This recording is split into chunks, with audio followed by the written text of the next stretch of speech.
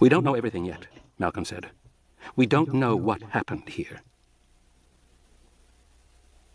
They went through the next doorway and found themselves in a small, bare room with a central bench and lockers on the walls. Signs said, "Observe sterile precautions and maintain SK4 standards." At the end of the room was a cabinet with stacks of yellowing gowns and caps. Eddie said, "It's a changing room." "Looks like it," Malcolm said.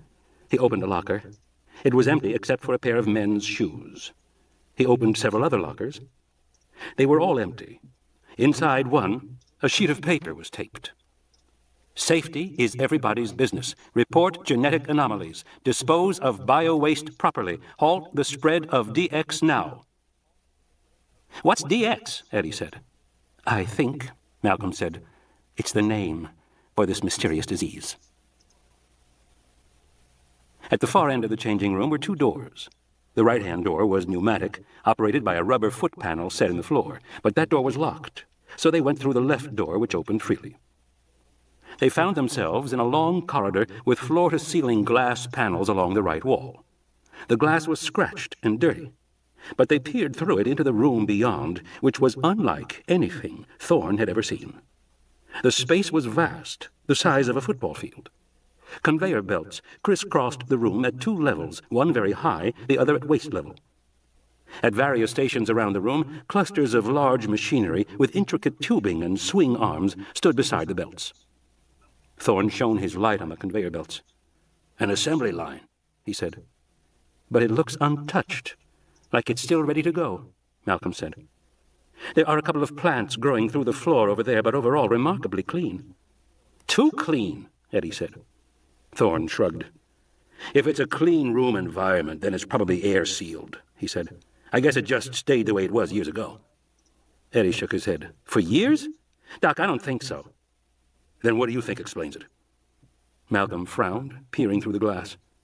How was it possible for a room this size to remain clean after so many years? It didn't make any... "Hey!" Eddie said. Malcolm saw it too. It was in the far corner of the room, a small blue box halfway up the wall, cables running into it. It was obviously some kind of electrical junction box. Mounted on the box was a tiny red light. It was glowing. "This place has power." Thorne moved close to the glass, looking through with them. "That's impossible. It must be some kind of stored charge or a battery." "After 5 years, no battery can last that long," Eddie said. "I'm telling you, Doc, this place has power." Arby stared at the monitor as white lettering slowly printed across the screen. "Are you first-time user of the network?" He typed, "Yes." There was another pause. He waited. More letters slowly appeared. "Your full name." He typed in his name. "Do you want a password issued to you?" You're kidding, he thought. This was going to be a snap. It was almost disappointing. He really thought Dr. Thorne would have been more clever. He typed, "Yes."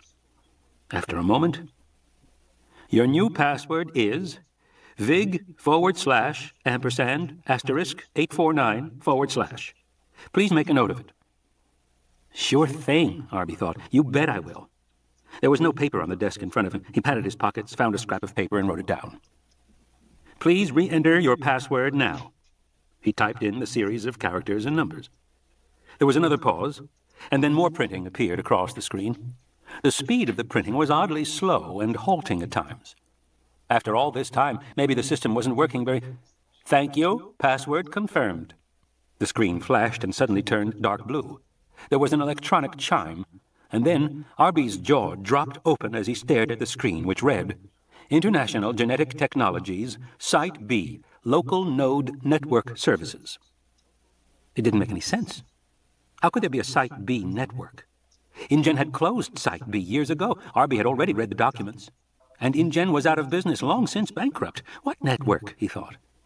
And how had he managed to get on it?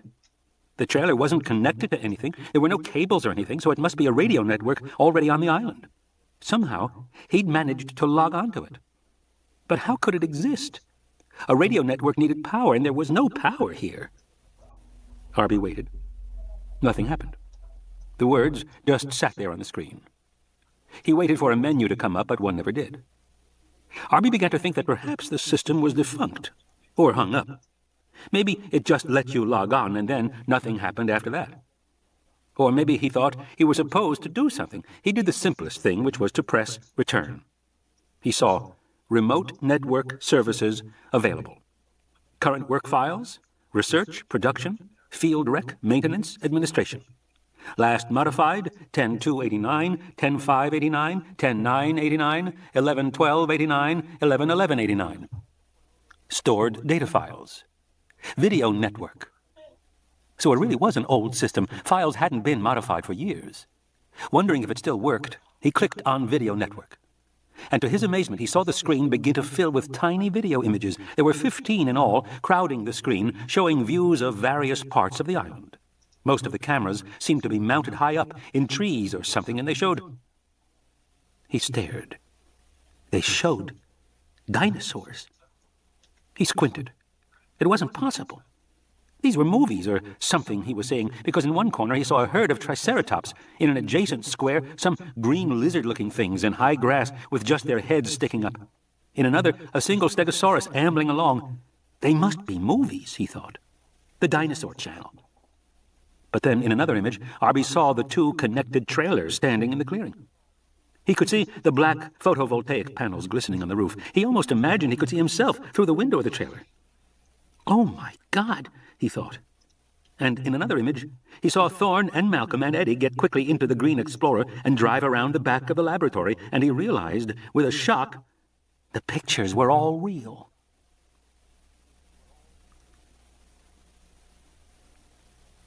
Power.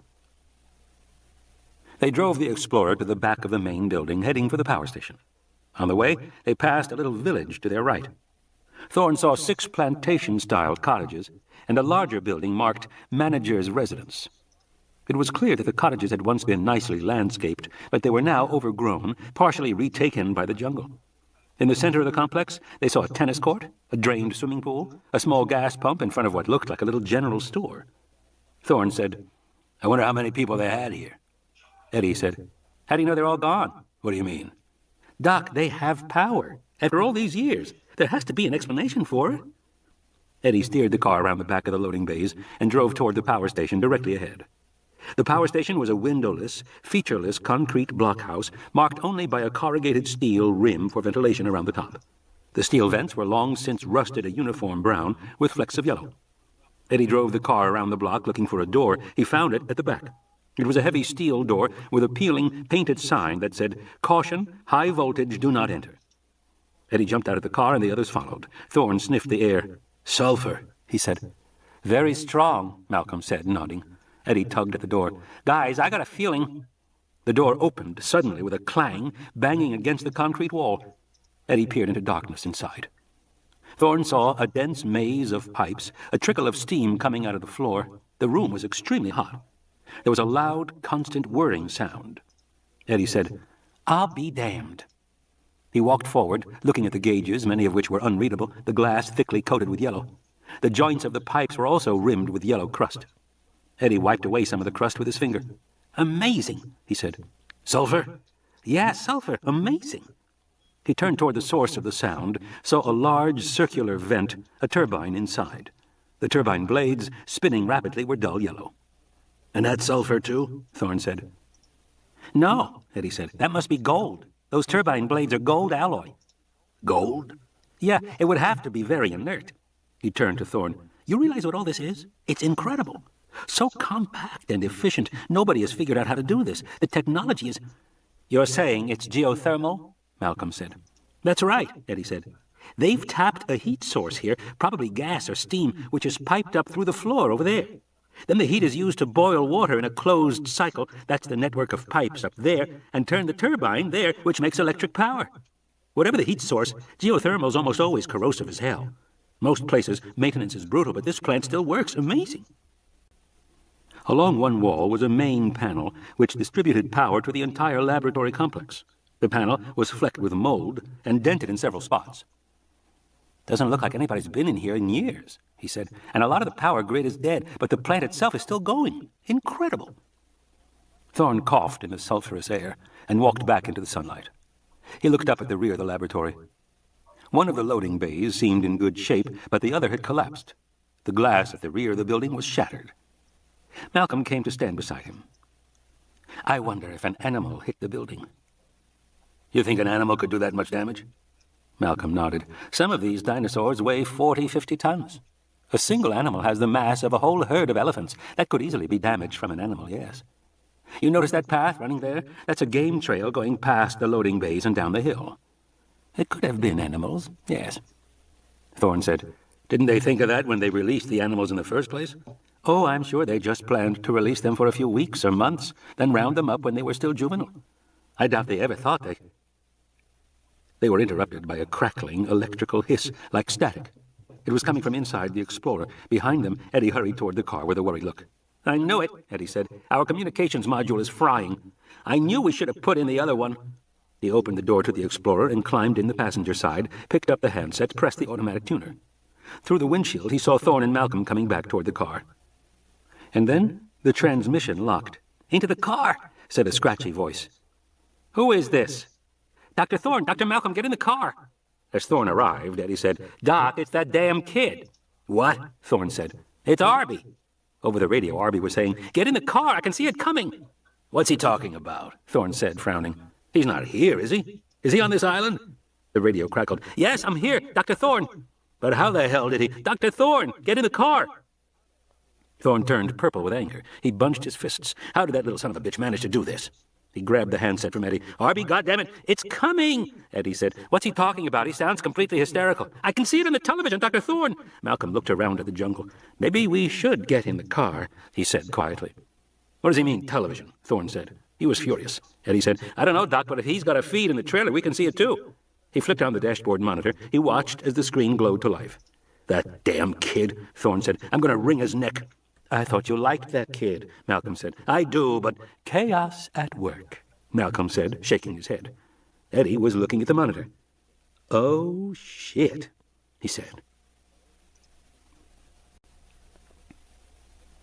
On the tiny dashboard monitor, they had a view looking straight down at the powerful body of a Tyrannosaurus Rex as it moved up the game trail toward them.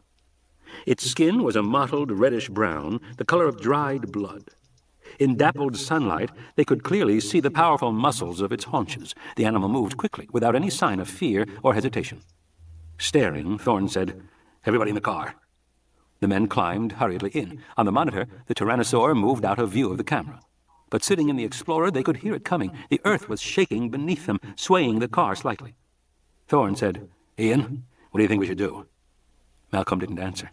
He was frozen, staring forward, eyes blank. "Ian?" Thorne said. The radio clicked. Arby said, "Dr. Thorne, I've lost him on the monitor. Can you see him yet?" "Jesus," Eddie said. With astonishing speed, the Tyrannosaurus Rex burst into view, emerging from the foliage to the right of the Explorer. The animal was immense, the size of a two-story building, its head rising high above them, out of sight. Yet for such a large creature, it moved with incredible speed and agility. Thorne stared in stunned silence, waiting to see what would happen. He felt the car vibrate with each thundering footstep. Eddie moaned softly. But the Tyrannosaur ignored them. Continuing at the same rapid pace, it moved swiftly past the front of the Explorer.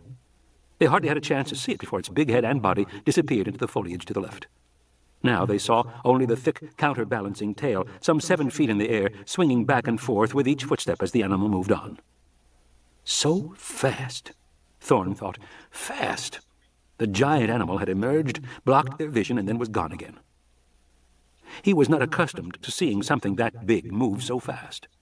Now there was only the tip of the tail swinging back and forth as the animal hurried away. Then the tail banged against the front of the Explorer with a loud, metallic clang, and the Tyrannosaur stopped. They heard a low, uncertain growl from the jungle. The tail swung back and forth in the air again, more tentatively. Soon enough, the tail brushed lightly against the radiator a second time. Now they saw the foliage to the left rustling and bending, and the tail was gone. Because the Tyrannosaur, Thorne realized, was coming back. Re-emerging from the jungle, it moved toward the car until it was standing directly in front of them. It growled again, a deep, rumbling sound, and turned its head slightly from side to side to look at this strange new object. Then it bent over, and Thorne could see that the tyrannosaur had something in its mouth. He saw the legs of a creature dangling on both sides of the jaws. Flies buzzed in a thick cloud around the tyrannosaur's head. Eddie moaned, "Oh, fuck." "Quiet," Thorne whispered. The Tyrannosaurus snorted and looked at the car. It bent lower and sniffed repeatedly, moving its head slightly to the left and right with each inhalation. Thorne realized it was smelling the radiator. It moved laterally and sniffed the tires. Then it lifted its huge head slowly until its eyes rose above the surface of the hood. It stared at them through the windshield. Its eyes blinked. The gaze was cold and reptilian. Thorne had the distinct impression that the Tyrannosaur was looking at them. Its eyes shifted from one person to the next. With its blunt nose, it pushed at the side of the car, rocking it slightly, as if testing its weight, measuring it as an opponent. Thorne gripped the steering wheel tightly and held his breath. And then, abruptly, the Tyrannosaur stepped away and walked to the front of the car. It turned its back on them, lifting its big tail high. The Tyrannosaur backed up toward them. They heard the tail scraping across the roof of the car. The rear haunches came closer. And then the Tyrannosaur sat down on the hood, tilting the vehicle, pushing the bumper into the ground with its enormous weight. At first it did not move, but simply sat there. Then, after a moment, it began to wriggle its hips back and forth in a quick motion, making the metal squeak.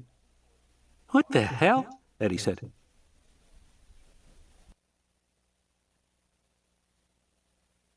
The Tyrannosaur stood again. The car sprang back up, and Thorne saw thick white paste smeared across the hood. The Tyrannosaur immediately moved away, heading down the game trail, disappearing into the jungle. Behind them, they saw it emerge into the open again, stalk across the open compound. It lumbered behind the convenience store, passed between two of the cottages, and then disappeared from sight again. Thorne glanced at Eddie, who jerked his head toward Malcolm. Malcolm had not turned to watch the departing Tyrannosaur. He was still staring forward, his body tense. "Ian?" Thorne said.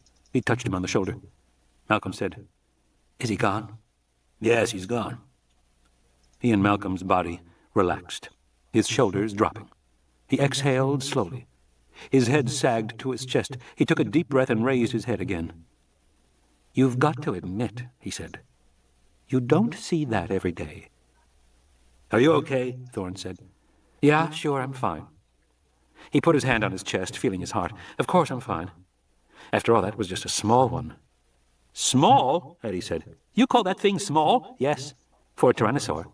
Females are quite a bit larger. There's sexual dimorphism in Tyrannosaurs. The females are bigger than the males, and it's generally thought they did most of the hunting.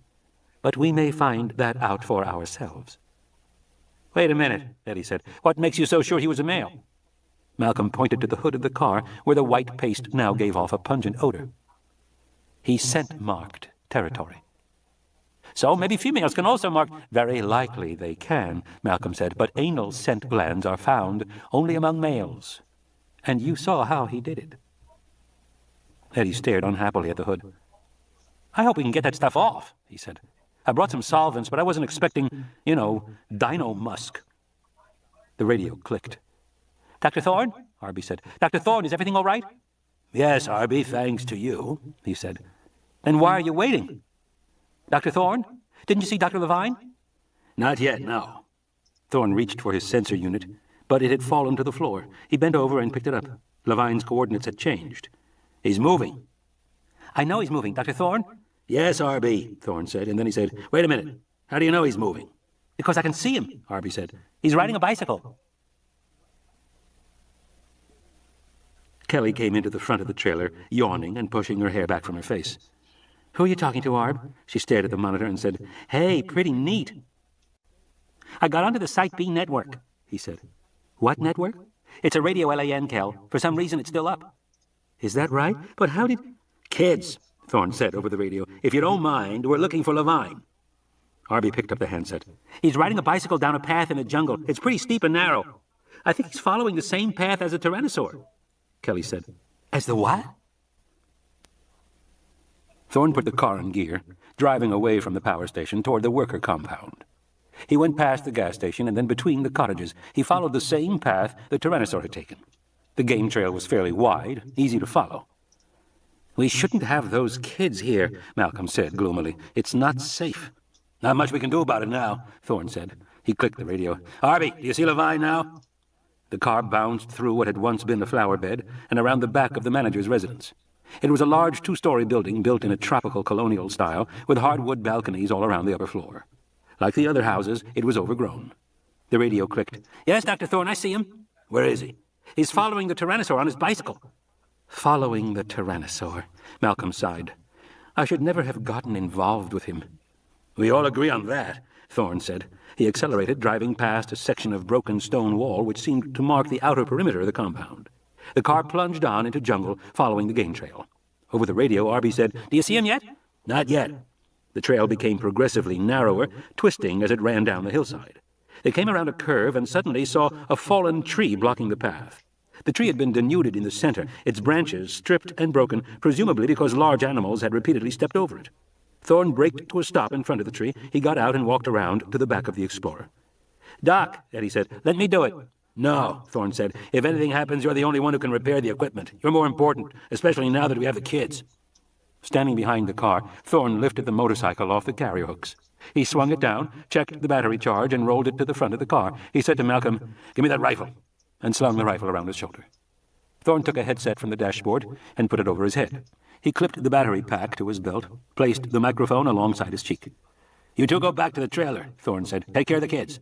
"But, Doc," Eddie began. "Just do it," Thorne said, and lifted the motorcycle over the fallen tree. He set it down on the other side and climbed over himself. Then he saw the same pungent, pale secretions on the trunk. It had smeared on his hands. He glanced back at Malcolm questioningly. "Marking territory," Malcolm said. "Great," Thorne said. "Just great." He wiped his hands on his trousers. Then he got on the motorcycle and drove off. Foliage slapped at Thorne's shoulders and legs as he drove down the game trail, following the Tyrannosaur. The animal was somewhere up ahead, but he couldn't see it. He was driving fast. The radio headset crackled. Arby said, "Dr. Thorne, I can see you now." "Okay," Thorne said. It crackled again. "But I can't see Dr. Levine anymore," Arby said. He sounded worried. The electric motorcycle made hardly any noise, particularly going downhill. Up ahead, the game trail divided in two. Thorne stopped, leaned over the bike, looking at the muddy path. He saw the footprints of the Tyrannosaur going off to the left, and he saw the thin line of the bicycle tires, also going off to the left. He took the left fork, but now he drove more slowly. 10 yards ahead, Thorne passed the partially eaten leg of a creature which lay at the side of the path. The leg was old. It was crawling with white maggots and flies. In the morning heat, the sharp smell was nauseating. He continued, but soon saw the skull of a large animal, some of the flesh and green skin still adhering to the bone. It, too, was covered with flies. Speaking into the microphone, he said, "I'm passing some partial carcasses." The radio crackled. Now he heard Malcolm say, "I was afraid of that." "Afraid of what?" "There may be a nest," Malcolm said. "Did you notice the carcass that the Tyrannosaur had in its jaws? It was scavenged, but he hadn't eaten it. There's a good chance he was taking the food home, to a nest." "A Tyrannosaur nest," Thorne said. "I'd be cautious," Malcolm said. Thorne slipped the bike into neutral and rolled the rest of the way down the hill. When the ground leveled out, he climbed off the motorcycle. He could feel the earth vibrate beneath his feet, and from the bushes ahead he heard a deep rumbling sound like the purr of a large jungle cat. Thorne looked around. He didn't see any sign of Levine's bicycle. Thorne unshouldered the rifle and gripped it in sweating hands. He heard the purring growl again, rising and falling. There was something odd about the sound. It took Thorne a moment to realize what it was. It came from more than one source, more than one big animal purring beyond the foliage directly ahead. Thorne bent over, picked up a handful of grass, and released it in the air. The grass blew back toward his legs. He was downwind. He slipped forward through the foliage. The ferns around him were huge and dense, but up ahead he could see sunlight shining through from a clearing beyond. The sound of purring was very loud now. There was another sound as well, an odd squeaking sound. It was high-pitched, and at first sounded almost mechanical, like a squeaking wheel. Thorne hesitated. Then, very slowly, he lowered a frond. And He stared.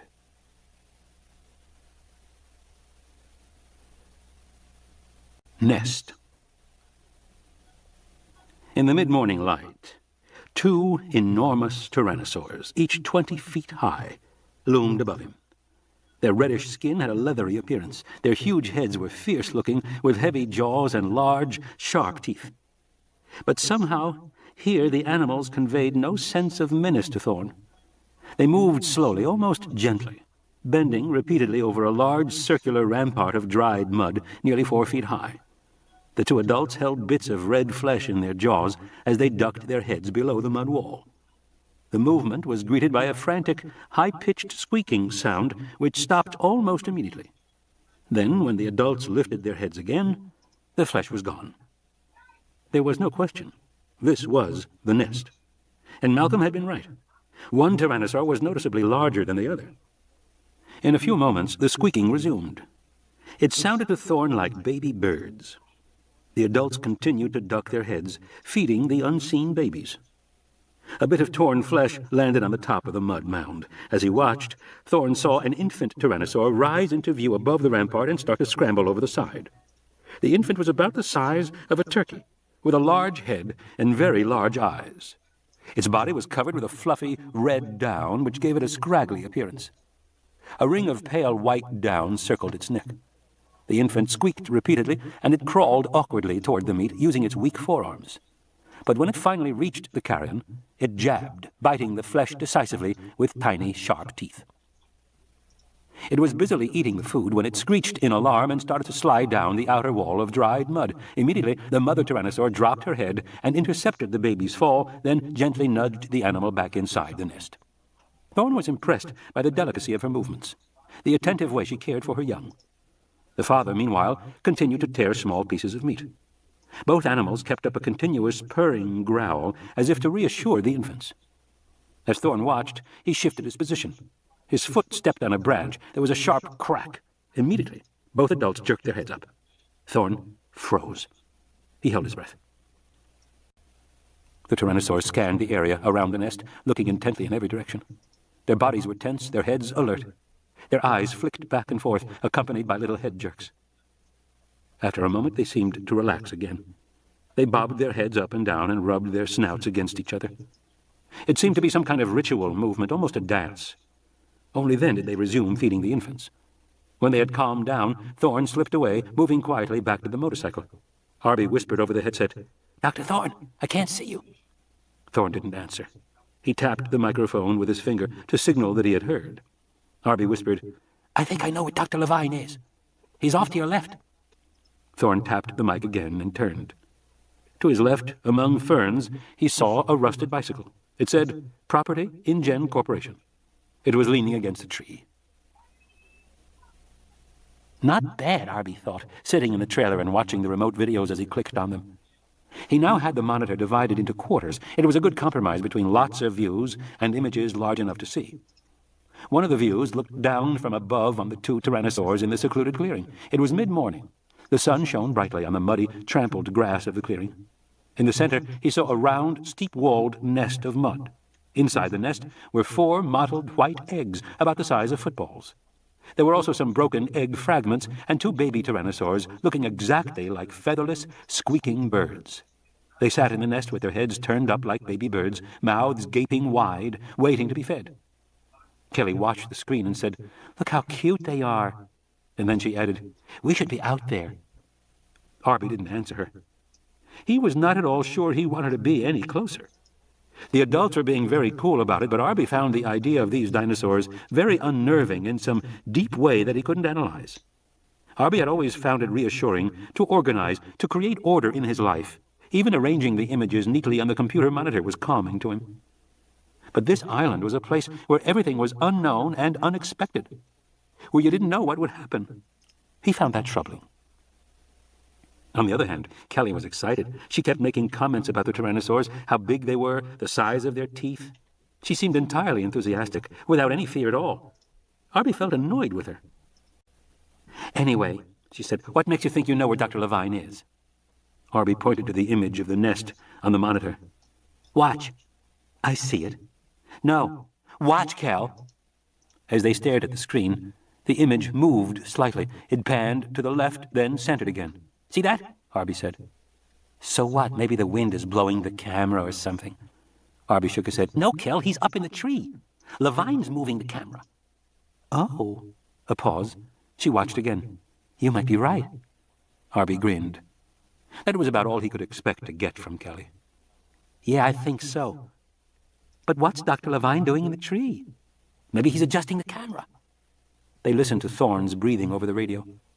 Kelly stared at the 4 video images, each showing a different view of the island. She sighed. "I can't wait to get out there," she said. "Yeah, me too," Arby said, but he didn't mean it. He glanced out the window of the trailer and saw the Explorer coming back with Eddie and Malcolm. Secretly, he was glad to see them return. Thorne stood at the base of the tree, looking up. He couldn't see Levine through the leaves, but he knew he must be somewhere up above because he was making what seemed to Thorne like a lot of noise. Thorne glanced nervously back at the clearing, screened by intervening foliage. He could still hear the purring. It remained steady, uninterrupted. Thorne waited. What the hell was Levine doing up in a tree anyway? He heard rustling in the branches above, and then silence. A grunt, then more rustling. And then Levine said aloud, "Oh, shit!" Then a loud crashing sound, the crack of branches, and a howl of pain. And then Levine crashed down on the ground in front of Thorne, landing hard on his back. He rolled over, clutching his shoulder. "Damn!" he said. Levine wore muddy khakis that were torn in several places. Behind a 3-day growth of beard, his face was haggard and spattered with mud. He looked up as Thorne moved toward him and grinned. "You're the last person I expected to see, Doc," Levine said. "But your timing is flawless." Thorne extended his hand, and Levine started to reach for it when, from the clearing behind them, the tyrannosaurs gave a deafening roar. "Oh, no," Callie said. On the monitor, the tyrannosaurs were agitated, moving swiftly in circles, raising their heads and bellowing. "Dr. Thorne, what's happening?" Arby said. They heard Levine's voice, tinny and scratchy on the radio, but they couldn't make out the words. Eddie and Malcolm came into the trailer. Malcolm took one look at the monitor and said, "Tell them to get out of there right now." On the monitor, the 2 tyrannosaurs had turned their backs to each other, so they were facing outward in a posture of defense. The babies were protected in the center. The adults swung their heavy tails back and forth over the nest above the babies' heads, but the tension was palpable. And then one of the adults bellowed and charged out of the clearing. "Dr. Thorne! Dr. Levine, get out of there!" Thorne swung his leg over the bike and gripped the rubber handles. Levine jumped on behind, clutched him around the waist. Thorne heard a chilling roar and looked back to see one of the tyrannosaurs crash through the foliage and charge them. The animal was running at full speed, head low, jaws open, in an unmistakable posture of attack. Thorne twisted the throttle. The electric motor whirred. The back wheels spun in the mud, not moving. "Go!" Levine shouted. "Go!" The tyrannosaur rushed toward them, roaring. Thorne could feel the ground shake. The roar was so loud it hurt his ears. The tyrannosaur was nearly on them, the big head lunging forward, jaws wide open. Thorne kicked back with his heels, pushing the bike forward. Suddenly the rear wheel caught, throwing up a plume of mud, and the bike roared up the muddy track. He accelerated fast. The motorcycle fished and swerved treacherously on the trail. Behind him, Levine was shouting something, but Thorne didn't listen. His heart was pounding. The bike jumped across a rut in the path, and they almost lost their balance, then regained it, accelerating again. Thorne did not dare look back. He could smell the odor of rotten flesh, could hear the rasping breath of the giant animal in pursuit. "Doc, take it easy," Levine shouted. Thorne ignored him. The bike roared up the hill. The foliage slapped at them. Mud spit up on their faces and chests. He was pulled over into a rut, then brought the bike back to the center of the trail. He heard another roar and imagined it was a bit fainter, but "Doc," Levine shouted, leaning close to his ear. "What are you trying to do? Kill us? Doc, we're alone." Thorne came to a flat part of the path and risked a glance back over his shoulder. Levine was right. They were alone. He saw no sign of the pursuing tyrannosaur, though he still heard it roaring somewhere in the distance. He slowed the bike. "Take it easy," Levine said, shaking his head. His face was ashen, frightened. "You're a terrible driver, do you know that? You ought to take some lessons. You almost got us killed there." "He was attacking us," Thorne said angrily. He was familiar with Levine's critical manner, but right now, "That's absurd," Levine said. "He wasn't attacking at all." "It sure as hell looked like it," Thorne said. No, Levine said. "He wasn't attacking us. The Rex was defending his nest. There's a big difference." "I didn't see any difference," Thorne said. He pulled the bike to a stop and glared at Levine.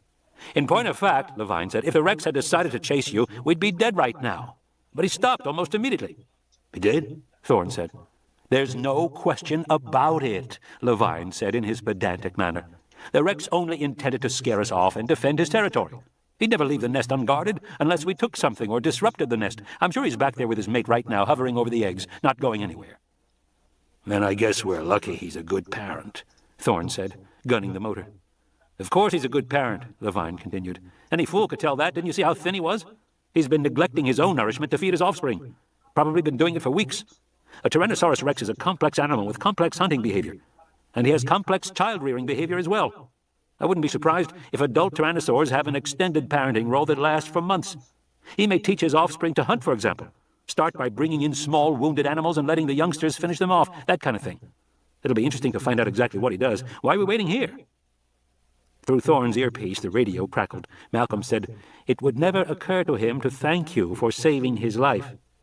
Thorne grunted. Evidently not, he said. Levine said, Who are you talking to? Is it Malcolm? Is he here? Yes, Thorne said. He's agreeing with me, isn't he? Levine said. Not exactly, Thorne said, shaking his head.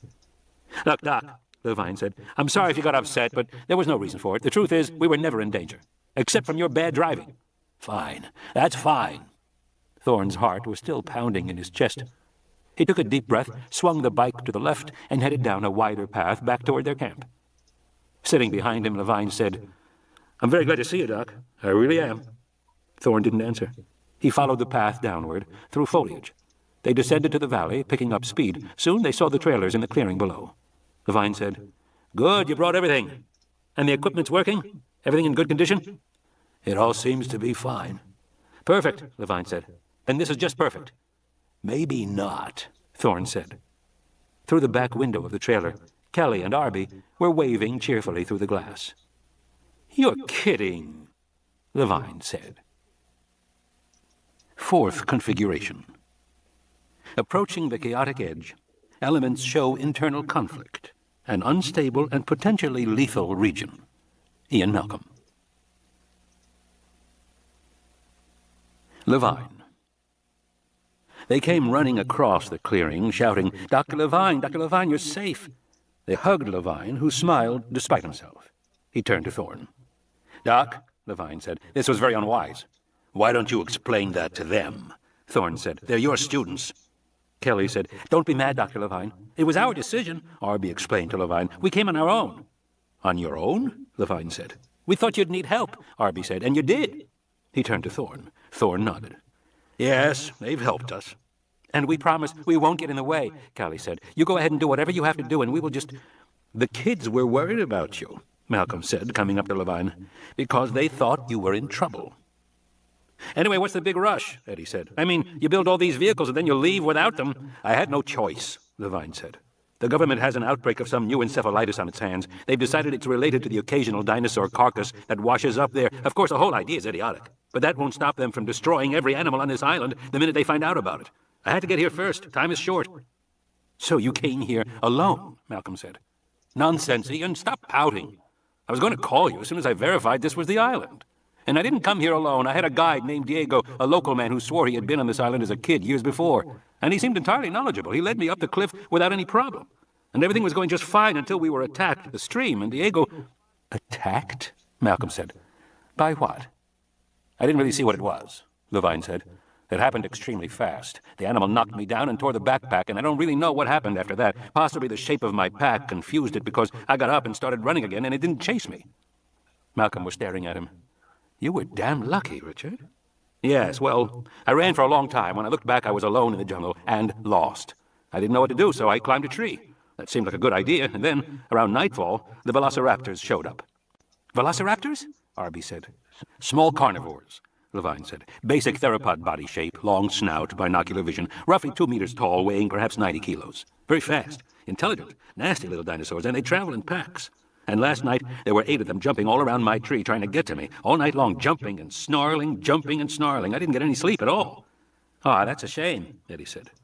Look, Levine said crossly, it's not my problem if... Thorne said, you spent the night in the tree? Yes, and in the morning the raptors had gone, so I came down and started looking around. I found the lab, or whatever it is. Clearly they abandoned it in a hurry, leaving some animals behind. I went through the building and discovered that there is still power. Some systems are still going, all these years later. And most important, there is a network of security cameras. That's a very lucky break. So I decided to check on those cameras, and I was hard at work when you people barged in. Wait a minute, Eddie said. We came here to rescue you. I don't know why, Levine said. I certainly never asked you to. Thorne said, It sounded like you did over the phone. That is a misunderstanding, Levine said.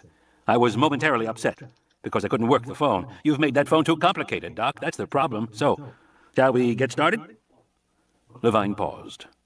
He looked at the angry faces all around him. Malcolm turned to Thorne. A great scientist, he said, and a great human being. Look, Levine said, I don't know what your problem is. The expedition was going to come to this island sooner or later. In this instance, sooner is better. Everything has turned out quite well, and frankly, I don't see any reason to discuss it further. This is not the time for petty bickering. We have important things to do, and I think we should get started, because this island is an extraordinary opportunity, and it isn't going to last forever. Dodgson. Louis Dodgson sat hunched in a dark corner of the Chespirito Cantina in Puerto Cortes, nursing a beer. Beside him, George Basilton, the Regius Professor of Biology at Stanford, was enthusiastically devouring a plate of huevos rancheros. The egg yolks ran yellow across green salsa. It made Dodgson sick just to look at it. He turned away, but he could still hear Basilton licking his lips noisily. There was no one else in the bar except for some chickens clucking around the floor. Every so often a young boy would come to the door, throw a handful of rocks at the chickens, and run away again, giggling. A scratchy stereo played an old Elvis Presley tape through corroded speakers above the bar. Dodgson hummed Falling in Love with You and tried to control his temper. He had been sitting in this dump for damn near an hour. Basilton finished his eggs and pushed the plate away. He brought out the small notebook he carried everywhere with him. Now, Lou, he said, I've been thinking about how to handle this. Handle what? Dodgson said irritably. There's nothing to handle unless we can get to that island. While he spoke, he tapped a small photograph of Richard Levine on the edge of the bar table, turned it over, looked at the image upside down, then right side up. He sighed. He looked at his watch. Lou, Basilton said patiently, getting to the island is not the important part. The important part is how we present our discovery to the world. Dodgson paused. Our discovery, he repeated. I like that, George. That's very good, our discovery.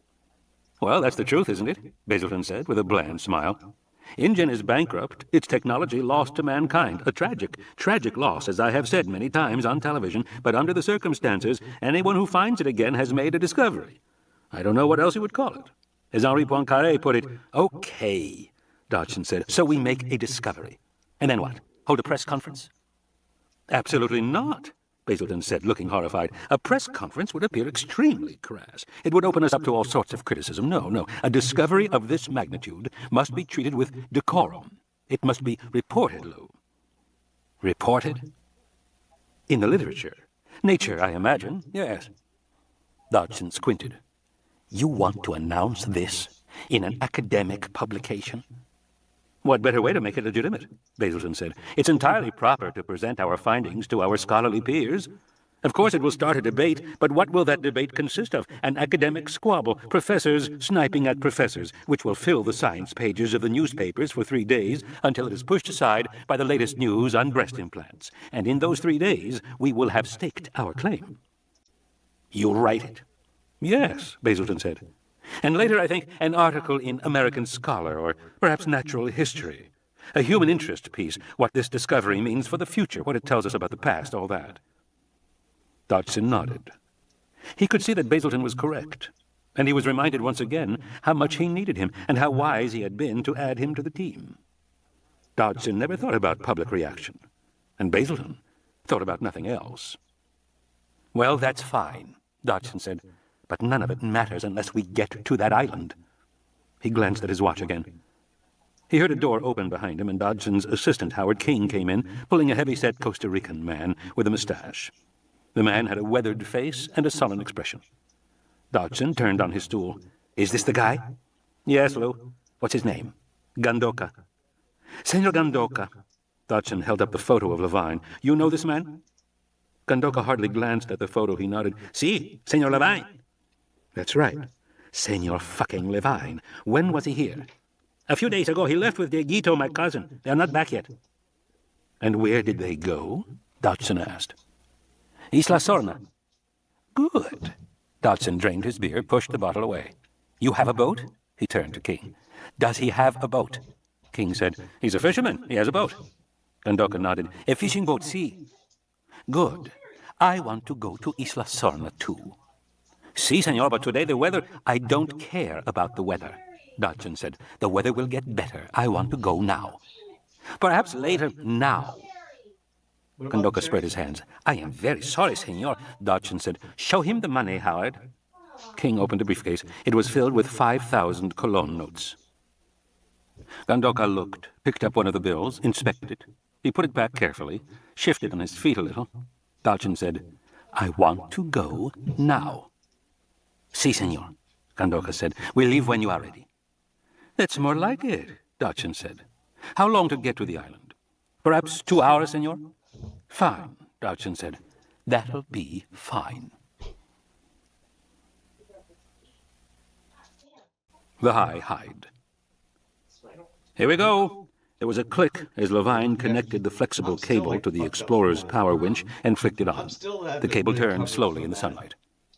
They had all moved down onto the broad grassy plain at the base of the cliff. The midday sun was high overhead, glaring off the rocky rim of the island. Below, the valley shimmered in midday heat. There was a herd of hypsilophodons a short distance away. The green, gazelle-like animals raised their heads occasionally above the grass to look toward them every time they heard the clink of metal as Eddie and the kids laid out the aluminum strut assembly which had been the subject of so much speculation back in California. That assembly now looked like a jumble of thin struts, an oversized version of pickup sticks lying in the grass of the plain. Now we will see, Levine said, rubbing his hands together. As the motor turned, the aluminum struts began to move and slowly lifted into the air. The emerging structure appeared spidery and delicate, but Thorne knew that the cross bracing would give it surprising strength. Strut unfolding, the structure rose 10 feet, then 15 feet, and finally it stopped. The little house at the top was now just beneath the lowest branches of the nearby trees, which almost concealed it from view. But the scaffolding itself gleamed bright and shiny in the sun. Is that it? Arby said. That's it, yes. Thorne walked around the 4 sides, slipping in the locking pins to hold it upright. But it's much too shiny, Levine said. We should have made it matte black. Thorne said, Eddie, we need to hide this. Want to spray it, Doc? I think I brought some black paint. Levine shook his head. No, then it'll smell. How about those palms? Sure, we can do that. Eddie walked to a stand of nearby palms and began to hack away big fronds with his machete. Kelly stared up at the aluminum strut assembly. It's great, she said. But what is it? It's a high hide, Levine said. Come on. And he began to climb the scaffolding. The structure at the top was a little house, its roof supported by aluminum bars spaced 4 feet apart. The floor of the house was also made of aluminum bars, but these were closer together, about 6 inches apart. Their feet threatened to slip through, so Levine took the first of the bundles of fronds that Eddie Carr was raising on a rope and used them to make a more complete floor. The remaining fronds he tied to the outside of the house, concealing its structure. Arby and Kelly stared out at the animals. From their vantage point, they could look across the whole valley. There was a distant herd of apatosaurs on the other side of the river. A cluster of triceratops browsed to the north. Near the water, some duck-billed dinosaurs with long crests rising above their heads moved forward to drink. A low trumpeting cry from the duck-bills floated across the valley toward them, a deep, unearthly sound. A moment later, there was an answering cry from the forest at the opposite side of the valley. What was that? Kelly said. Parasaurolophus, Levine said. It's trumpeting through its nuchal crest. Low-frequency sound carries a long distance. To the south, there was a herd of dark green animals with large, curved, protruding foreheads and a rim of small, knobby horns. They looked a little like buffalo. What do you call those? Kelly said. Good question, Levine said. They are most likely Pachycephalosaurus wyomingensis. But it's difficult to say for sure because a full skeleton for these animals has never been recovered. Their foreheads are very thick bones, so we've found many domed cranial fragments, but this is the first time I've ever seen the whole animal. And those heads, what are they for? Arby said. Nobody knows, Levine said. Everyone has assumed they're used for butting, for intraspecies fighting among males, competition for females, that sort of thing. Malcolm climbed up into the hide. Yes, butting heads, he said sourly, just as you see them now. All right, Levine said. So they're not butting heads at the moment. Perhaps their breeding season is concluded. Or perhaps they don't do it at all, Malcolm said, staring at the green animals. "They look pretty peaceful to me." "Yes," Levine said, "but of course that doesn't mean a thing. African buffalo appear peaceful most of the time, too. In fact, they usually just stand motionless. Yet they're unpredictable and dangerous animals. We have to presume those domes exist for a reason, even if we're not seeing it now." Levine turned to the kids. "That's why we made this structure. We want to make round-the-clock observations on the animals," he said. "To the extent possible, we want a full record of their activities." "Why?" Arby said. "Because," Malcolm said, "this island presents a unique opportunity to study the greatest mystery in the history of our planet: extinction." "You see," Malcolm said, "when InGen shut down their facility, they did it hastily, and they left some live animals behind. That was 5 or 6 years ago. Dinosaurs mature rapidly. Most species attain adulthood in 4 or 5 years. By now, the first generation of InGen dinosaurs bred in a laboratory has attained maturity and has begun to breed a new generation entirely in the wild. There is now a complete ecological system on this island, with a dozen or so dinosaur species living in social groups for the first time in 65 million years." Arby said, "So why is that an opportunity?" Malcolm pointed across the plain. "Well, think about it. Extinction is a very difficult research topic. There are dozens of competing theories. The fossil record is incomplete, and you can't perform experiments. Galileo could climb the Tower of Pisa and drop balls to test his theory of gravity. He never actually did it, but he could have. Newton used prisms to test his theory of light. Astronomers observed eclipses to test Einstein's theory of relativity. Testing occurs throughout science, but how can you test a theory of extinction? You can't." Arby said, "But here, yes," Malcolm said. "What we have here is a population of extinct animals artificially introduced into a closed environment and allowed to evolve all over again. There's never been anything like it in all history. We already know these animals became extinct once, but nobody knows why." "And you expect to find out in a few days?" "Yes," Malcolm said, "we do." "How? You don't expect them to become extinct again, do you?" "You mean right before our eyes?" Malcolm laughed. No, nothing like that. But the point is, for the first time, we aren't just studying bones. We're seeing live animals and observing their behavior. I have a theory, and I think that even in a short time we will see evidence for that theory." "What evidence?" Kelly said. "What theory?" Arby said. Malcolm smiled at them. "Wait," he said. The Red Queen. The apatosaurs had come down to the river in the heat of the day. Their graceful, curving necks were reflected in the water as they bent to drink. Their long whip-like tails swung back and forth lazily. Several younger apatosaurs, much smaller than the adults, scampered about in the center of the herd. "Beautiful, isn't it?" Levine said. "The way it all fits together, just beautiful." He leaned over the side and shouted to Thorne, "Where's my mount?" "Coming up," Thorne said. The rope now brought up a heavy, wide-based tripod and a circular mount on top. There were 5 video cameras atop the mount and dangling wires leading to solar panels. Levine and Malcolm began to set it up. "What happens to the video?" Arby said. "The data gets multiplexed and we uplink it back to California by satellite. We'll also hook into the security network, so we'll have lots of observation points." "And we don't have to be here?" "Right. And this is what you call a high hide?" "Yes, at least that's what scientists like Sarah Harding call it." Thorne climbed up to join them. The little shelter was now quite crowded, but Levine didn't seem to notice. He was entirely focused on the dinosaurs. He turned a pair of binoculars on the animals spread across the plain. "Just as we thought," he said to Malcolm. "Spatial organization. Infants and juveniles in the center of the herd, protective adults on the periphery. The apatosaurs use their tails as defense." "That's the way it looks." "Oh, there's no question about it," Levine said. He sighed. "It's so agreeable to be proven right." On the ground below, Eddie unpacked the circular aluminum cage, the same one they had seen in California. It was 6 feet tall and 4 feet in diameter, constructed of 1-inch titanium bars. "What do you want me to do with this?" Eddie said. "Leave it down there," Levine said. "That's where it belongs." Eddie set the cage upright in the corner of the scaffolding. Levine climbed down. "And what's that for?" Arby said, looking down. "Catching a dinosaur?" "In point of fact, just the opposite." Levine clipped the cage to the side of the scaffolding. He swung the door open and shut, testing it. There was a lock in the door. He checked the lock, too, leaving the key in place with its dangling elastic loop. "It's a predator cage, like a shark cage," Levine said. "If you're down here walking around and anything happens, you can climb in here and you'll be safe." "In case what happens?" Arby said with a worried look. Actually, I don't think anything will happen, Levine said, climbing back up, because I doubt the animals will pay any attention to us or to this little house once the structure's been concealed. You mean they won't see it? Oh, they'll see it, Levine said, but they'll ignore it. But if they smell us, Levine shook his head. We sighted the hide, so the prevailing wind is toward us, and you may have noticed these ferns have a distinct smell.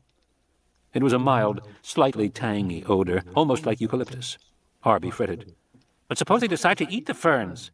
They won't, Levine said. These are Dichronopterus cyathioides. They're mildly toxic and cause a rash in the mouth. In point of fact, there's a theory that their toxicity first evolved back in the Jurassic as a defense against dinosaur browsers. That's not a theory, Malcolm said. It's just idle speculation. There's some logic behind it, Levine said. Plant life in the Mesozoic must have been severely challenged by the arrival of very large dinosaurs. Herds of giant herbivores, each animal consuming hundreds of pounds of plant matter each day, would have wiped out any plants that didn't evolve some defense, a bad taste, or nettles, or thorns, or chemical toxicity. So perhaps Cyathioides evolved its toxicity back then. And it's very effective, because contemporary animals don't eat these ferns anywhere on Earth. That's why they're so abundant, you may have noticed. Plants have defenses? Kelly said. Of course they do. Plants evolve like every other form of life, and they've come up with their own forms of aggression, defense, and so on. In the 19th century, most theories concerned animals. Nature red in tooth and claw, all that. But now, scientists are thinking about nature green in root and stem. We realize that plants, in their ceaseless struggle to survive, have evolved everything from complex symbiosis with other animals to signaling mechanisms to warn other plants, to outright chemical warfare. Kelly frowned. Signaling? Like what? Oh, there are many examples, Levine said. In Africa, acacia trees evolved very long, sharp thorns, 3 inches or so, but that only provoked animals like giraffes and antelope to evolve long tongues to get past the thorns. Thorns alone didn't work, so in the evolutionary arms race, the acacia trees next evolved toxicity. They started to produce large quantities of tannin in their leaves, which sets off a lethal metabolic reaction in the animals that eat them, literally kills them. At the same time, the acacias also evolved a kind of chemical warning system among themselves. If an antelope begins to eat one tree in a grove, that tree releases the chemical ethylene into the air, which causes other trees in the grove to step up the production of leaf tannin. Within 5 or 10 minutes, the other trees are producing more tannin, making themselves poisonous. And then what happens to the antelope? It dies? Well, not anymore, Levine said, because the evolutionary arms race continued. Eventually, antelopes learned that they could only browse for a short time. Once the trees started to produce more tannin, they had to stop eating it. And the browsers developed new strategies. For example, when a giraffe eats an acacia tree, it then avoids all the trees downwind. Instead, it moves on to another tree that is some distance away, so the animals have adapted to this defense too. In evolutionary theory, this is called the Red Queen phenomenon, Malcolm said, because in Alice in Wonderland, the Red Queen tells Alice she has to run as fast as she can just to stay where she is. That's the way evolutionary spirals seem. All the organisms are evolving at a furious pace just to stay in the same balance, to stay where they are. Arby said. And this is common, even with plants? Oh, yes, Levine said. In their own way, plants are extremely active. Oak trees, for example, produce tannin and phenol as a defense when caterpillars attack them. A whole grove of trees is alerted as soon as one tree is infested. It's a way to protect the entire grove, a kind of cooperation among trees, you might say. Arby nodded and looked out from the high hide at the apatosaurs still by the river below. So, Arby said, is that why the dinosaurs haven't eaten all the trees off this island? Because those big apatosaurs must eat a lot of plants. They have long necks to eat the high leaves, but the trees hardly look touched. Very good, Levine said, nodding. I noticed that myself. Is that because of these plant defenses? Well, it might be, Levine said, but I think there's a very simple explanation for why the trees are preserved. What's that? Just look, Levine said. It's right before your eyes. Arby picked up the binoculars and stared at the herds. What's the simple explanation? Among paleontologists, Levine said, there's been an interminable debate about why sauropods have long necks. Those animals you see have necks 20 feet long. The traditional belief has been that sauropods evolved long necks to eat high foliage that could not be reached by smaller animals. So, Arby said, what's the debate? Most animals on this planet have short necks, Levine said, because a long neck is, well, a pain in the neck. It causes all sorts of problems. Structural problems, how to arrange muscles and ligaments to support a long neck. Behavioral problems, nerve impulses must travel a long way from the brain to the body. Swallowing problems, food has to go a long way from the mouth to the stomach. Breathing problems, air has to be pulled down a long windpipe. Cardiac problems. Blood has to be pumped way up to the head, or the animal faints. In evolutionary terms, all this is very difficult to do. But giraffes do it, Arby said. Yes, they do. Although giraffe necks are nowhere near this long, giraffes have evolved large hearts and very thick fascia around the neck. In effect, the neck of a giraffe is like a blood pressure cuff going all the way up. Do dinosaurs have the same cuff? We don't know. We assume apatosaurs have huge hearts, perhaps 300 pounds or more. But there is another possible solution to the problem of pumping blood in a long neck. Yes? You're looking at it right now, Levine said. Arby clapped his hands. They don't raise their necks. Correct, Levine said. At least not very often or for long periods. Of course, right now the animals are drinking, so their necks are down, but my guess is that if we watch them for an extended period, we'll find they don't spend much time with their necks raised high. And that's why they don't eat the leaves on the trees. Right. Kelly frowned. But if their long necks aren't used for eating, then why did they evolve them in the first place? Levine smiled. There must be a good reason, he said. I believe it has to do with defense. Defense? Long necks? Arby stared. I don't get it. Keep looking, Levine said. It's really rather obvious. Arby peered through binoculars. He said to Kelly, I hate it when he tells us it's obvious. I know, she said with a sigh. Arby glanced over at Thorne and caught his eye. Thorne made a V with his fingers and then pushed one finger, tilting it over.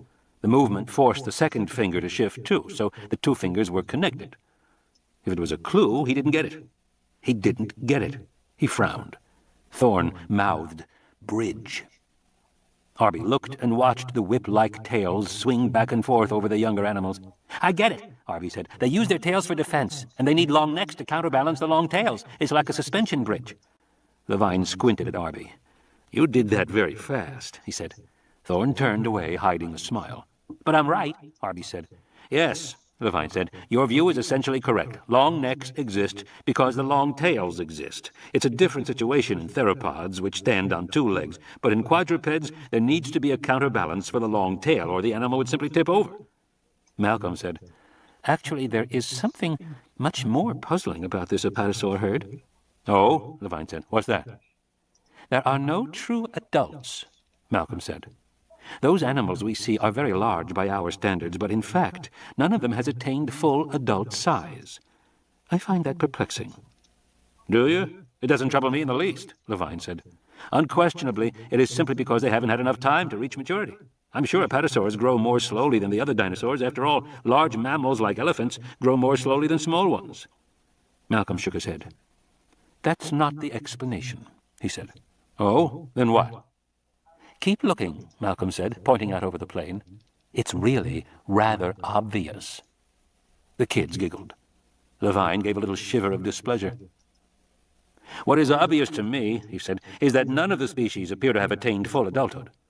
The Triceratops, the apatosaurs, even the parasaurs are a bit smaller than one would expect.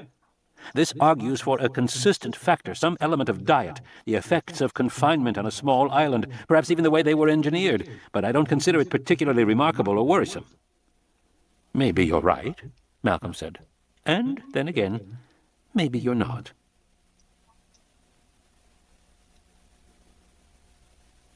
Puerto Cortes. No flights, Sarah Harding said. What do you mean there are no flights? It was 11 o'clock in the morning. Harding had been flying for the last 15 hours, much of it spent on a U.S. military transport that she'd caught from Nairobi to Dallas. She was exhausted. Her skin felt grimy. She needed a shower and a change of clothes. Instead, she found herself arguing with this very stubborn official in a ratty little town on the west coast of Costa Rica.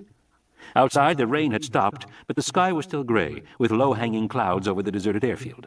I am sorry, Rodriguez said. No flights can be arranged. But what about the helicopter that took the men earlier? There is a helicopter, yes. Where is it? The helicopter is not here. I can see that, but where is it? Rodriguez spread his hands. It has gone to San Cristobal. When will it be back? I do not know. I think tomorrow, or perhaps the day after.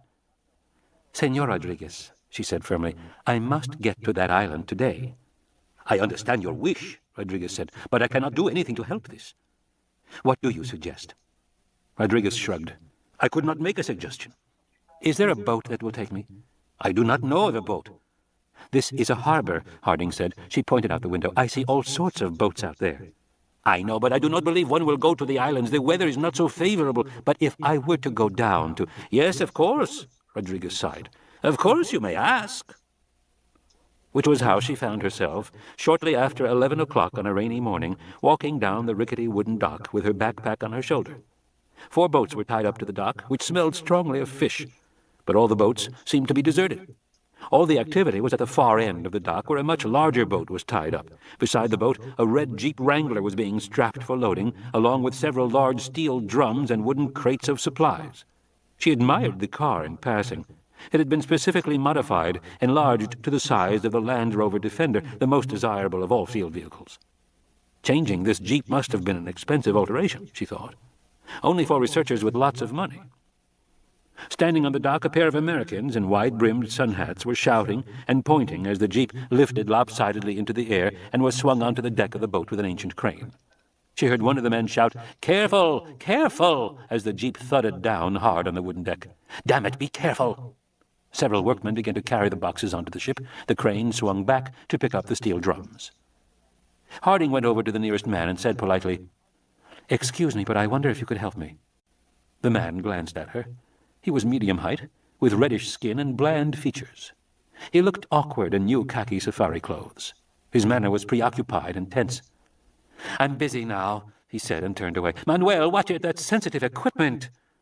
"I'm sorry to bother you," she continued, "but my name is Sarah Harding, and I'm trying—" "I don't care if you're Sarah Bernhardt. Manuel, damn it!" The man waved his arms. "You there, yes, you, hold that box upright." "I'm trying to get to Isla Sorna," she said, finishing. At this, the man's entire demeanor changed. He turned back to her slowly. "Isla Sorna?" he said. "You're not associated with Dr. Levine by any chance, are you?" "Yes, I am." "Well, I'll be damned," he said, suddenly breaking into a warm smile. "What do you know?" He extended his hand. "I'm Lou Dodgson, from the Biosyn Corporation back in Cupertino. This is my associate, Howard King." "Aye," the other man said, nodding.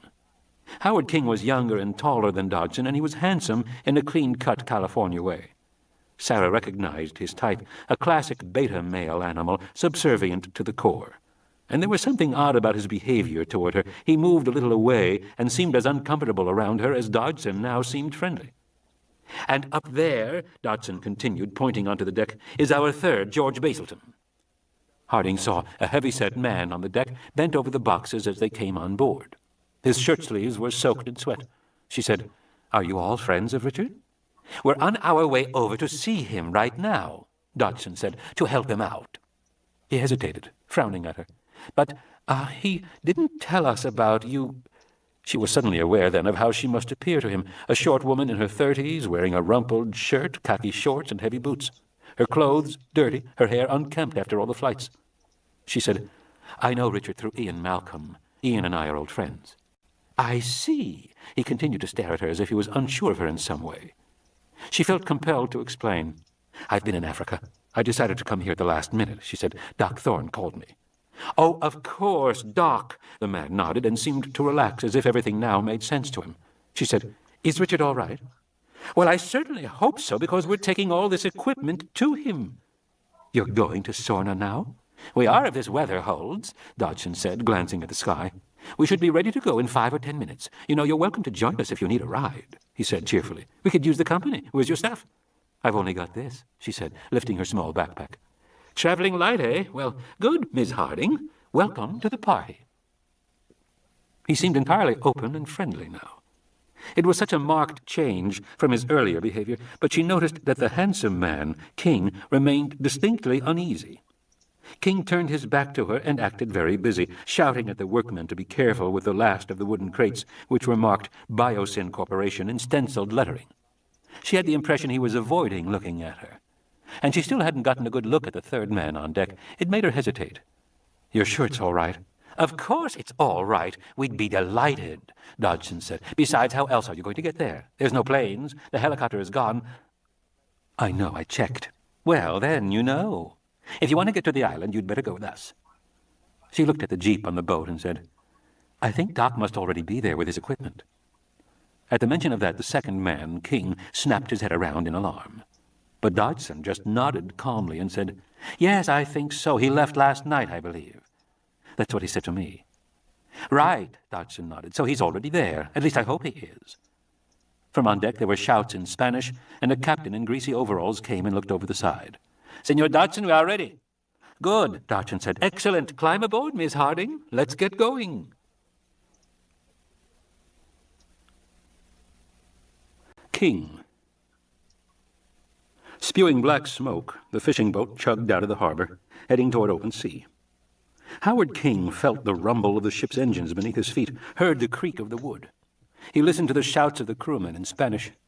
King looked back at the little town of Puerto Cortes, a jumble of little houses clustered around the water's edge. He hoped this damn boat was seaworthy, because they were out in the middle of nowhere. And Dodgson was cutting corners, taking chances, again. It was the situation King feared most. Howard King had known Louis Dodgson for almost 10 years, ever since he had joined Biosyn as a young Berkeley Ph.D., a promising researcher with the energy to conquer the world. King had done his doctoral thesis on blood coagulation factors. He had joined Biosyn at a time of intense interest in those factors, which seemed to hold the key to dissolving clots in patients with heart attacks. There was a race among biotech companies to develop a new drug that would save lives and make a fortune as well. Initially, King worked on a promising substance called hemagglutinin V5, or HGV5. In early tests, it dissolved platelet aggregation to an astonishing degree. King became the most promising young researcher at Biosyn. His picture was prominently featured in the annual report. He had his own lab and an operating budget of nearly $500,000. And then, without warning, the bottom fell out. In preliminary tests on human subjects, HGV5 failed to dissolve clots in either myocardial infarctions or pulmonary embolisms. Worse, it produced severe side effects: gastrointestinal bleeding, skin rashes, neurological problems. After one patient died from convulsions, the company halted further testing. Within weeks, King lost his lab. A newly arrived Danish researcher took it over. He was developing an extract from the saliva of the Sumatran yellow leech, which showed more promise. King moved to a smaller lab, decided he was tired of blood factors, and turned his attention to painkillers. He had an interesting compound, the L-isomer of a protein from the African horny toad, which seemed to have narcotic effects, but he had lost his former confidence. And when the company reviewed his work, they concluded that his research was insufficiently documented to warrant seeking FDA approvals for testing.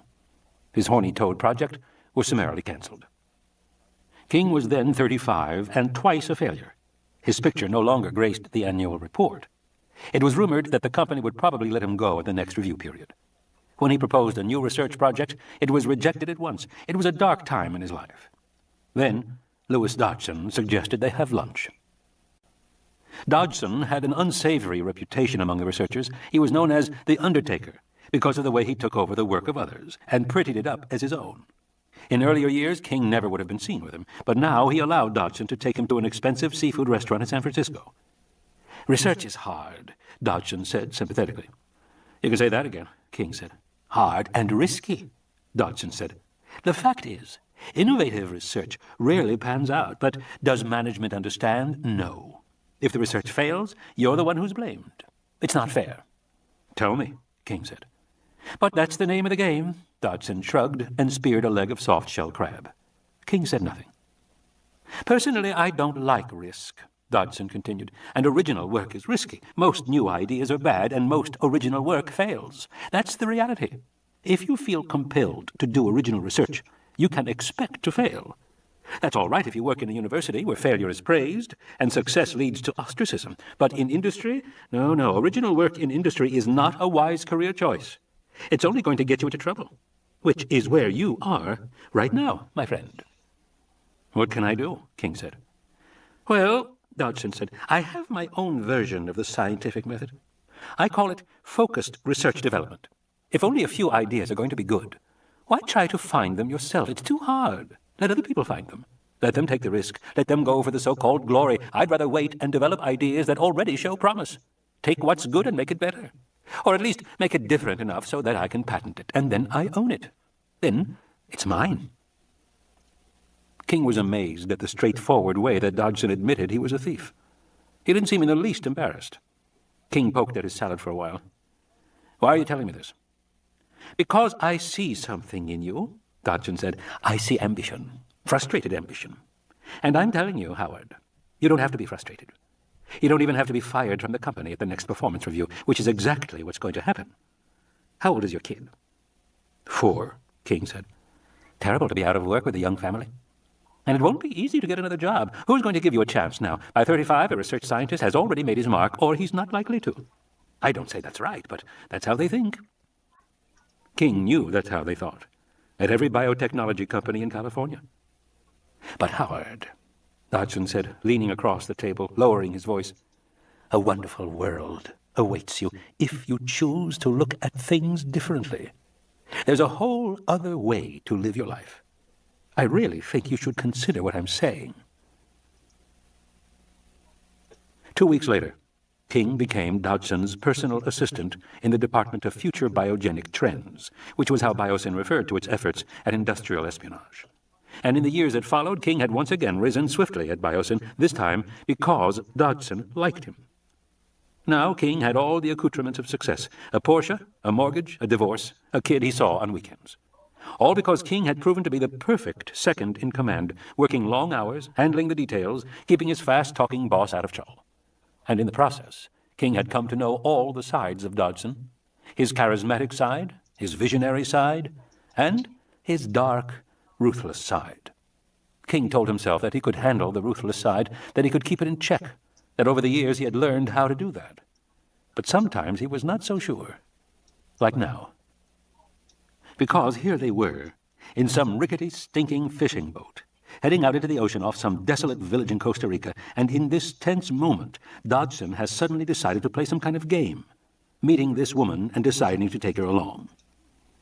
King didn't know what Dodgson intended, but he could see the intense gleam in Dodgson's eyes that he had seen only a few times before, and it was a look that always alarmed him. The woman, Harding, was now up on the foredeck, standing near the bow. She was looking off at the ocean. King saw Dodgson walking around the jeep and beckoned to him nervously. "Listen," King said, "we have to talk." "Sure," Dodgson said easily. "What's on your mind?" And he smiled. That charming smile.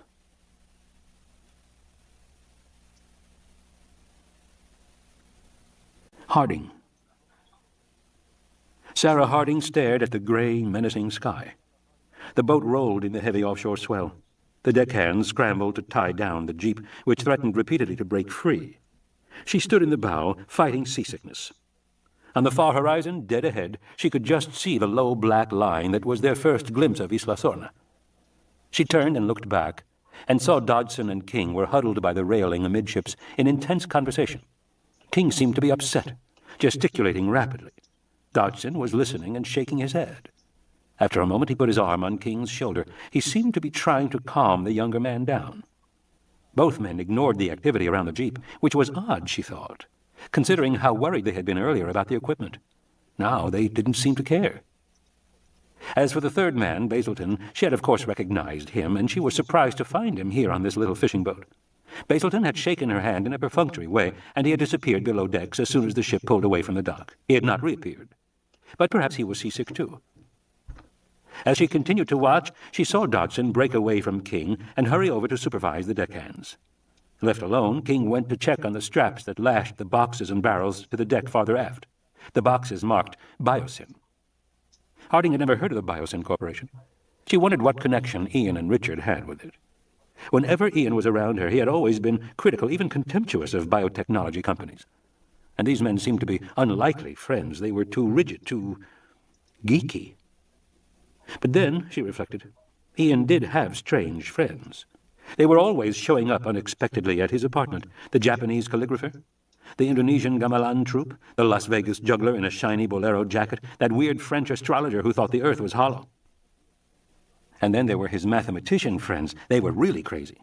Or so they seemed to Sarah. They were so wild-eyed, so wrapped up in their proofs, pages and pages of proofs, sometimes hundreds of pages. It was all too abstract for her. Sarah Harding liked to touch the dirt, to see the animals, to experience the sounds and the smells. That was real to her. Everything else was just a bunch of theories, possibly right, possibly wrong. Waves began to crash over the bow, and she moved a little astern to keep dry. She yawned. She hadn't slept much in the last 24 hours. Dodgson finished working on the jeep and came over to her. She said, "Everything all right?" "Oh, yes," Dodgson said, smiling cheerfully. "Your friend King seemed upset." "He doesn't like boats," Dodgson said. He nodded to the waves. "But we're making better time. It'll only be an hour or so until we land." "Tell me," she said, "what is the Biosyn Corporation? I've never heard of it." It's a small company, Dodgson said. We make what are called consumer biologicals. We specialize in recreational and sports organisms. For example, we engineered new kinds of trout and other game fish. We're making new kinds of dogs, smaller pets for apartment dwellers, that sort of thing. Exactly the sort of thing that Ian hated, she thought. How do you know, Ian? Oh, we go way back, Dodgson said. She noticed his vagueness. How far? Back to the days of the park. The park, she said. He nodded. Did he ever tell you how he hurt his leg? No, she said. He would never talk about it. He just said it happened on a consulting job that had, I don't know, some sort of trouble. Was it a park? Yes, in a way, Dodgson said, staring out at the ocean. After a moment, he shrugged. And what about you? How do you know him? He was one of my thesis readers. I'm an ethologist. I study large mammals in African grassland ecosystems. East Africa, carnivores in particular. Carnivores? I've been studying hyenas, she said. Before that, lions. For a long time? Almost 10 years now. 6 years continuously since my doctorate. Interesting, Dodgson said, nodding. And so did you come here all the way from Africa? Yes, from Seronera. In Tanzania. Dodgson nodded vaguely. He looked past her shoulder toward the island. What do you know? Looks like the weather may clear after all. She turned and saw streaks of blue in the thinning clouds overhead. The sun was trying to break through. The sea was calmer, and she was surprised to see the island was much closer. She could clearly see the cliffs rising above the seas. The cliffs were reddish-gray volcanic rock, very sheer. In Tanzania, Dodgson said. You run a large research team? No, I work alone. No students? He said.